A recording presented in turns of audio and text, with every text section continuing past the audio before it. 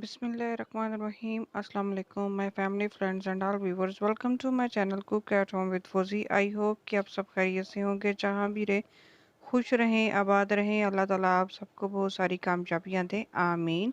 आज मैं आप लोगों के साथ शेयर करने जा रही हूँ पिज़्ज़ा डो बनाने का मुकम्मल तरीका। आज मैं आपके साथ पिज़्ज़ा बनाने के तमाम राज शेयर करने लगी हूँ। इसके लिए मैंने जो चीज़ें ली हैं वो मैं आपको साथ साथ बताती जाती हूँ। मेरी आज आप लोगों से एक रिक्वेस्ट है कि प्लीज़ मेरी वीडियोस को फुल वॉच किया करें। 1-2 मिनट के लिए देखते हैं, लाइक करते हैं, कमेंट करके और आप लोग आगे चले जाते हैं। इस तरह से मत किया करें प्लीज़, आई रिक्वेस्ट इट।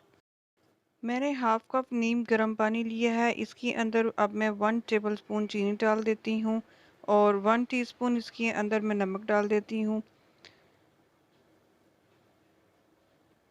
और सबसे ज़रूरी चीज़ इसके अंदर जो है वो ये है ईस्ट। किसी भी बेकरी से ये बहुत आराम से मिल जाता है और ये बहुत सस्ता सा होता है। 30-40 रुपए में बहुत आराम से ये आपको किसी भी बेकरी से मिल जाएगा। अब ये मैं इसके अंदर 1 टीस्पून डाल देती हूँ और इन तमाम चीज़ों को हम लोग अच्छी तरह से मिक्स कर देते हैं ताकि ये जो चीनी है वो इसके अंदर डिज़ोल्व हो जाए। हम लोग तो उसी तरह से भी बना सकते हैं, लेकिन दूसरी तरह से जब हम लोग मैदे के अंदर ये तमाम चीज़ें डालेंगे तो जो हमारी चीनी है वो रह जाएगी, वो अच्छी तरह से उसके अंदर मिक्स नहीं होगी। तो इसका बेस्ट तरीका है कि आप लोग इस तरह से इसको डिज़ोल्व करें। अब इसको मैं 10 से 15 मिनट के लिए रख देती हूँ।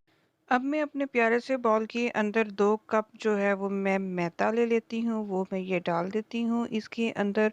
और जो हम लोगों ने लिक्विड लिया था, अब वो अच्छी तरह से तमाम उसके अंदर चीज़ें जो है वो डिज़ोल्व हो चुकी हैं, वो मैं इसके अंदर डाल देती हूँ। और साथ ही मैं इसके अंदर 1 टेबलस्पून जो ऑयल है, कोई सा भी आप लोग जो घर पर ऑयल इस्तेमाल करते हैं वो इसके अंदर डाल दें और इसको बहुत अच्छी तरह से अब मिक्स कर लेना है। मैं इसको चम्मच की मदद के साथ मिक्स करती हूँ, लेकिन अगर हाथों के साथ किया जाए तो वो ज़्यादा बेस्ट है। तो मैं भी हाथों के साथ इसको पिज़्ज़े की डो को अच्छी तरह से मिक्स कर लेती हूँ, गूंद लेती हूँ।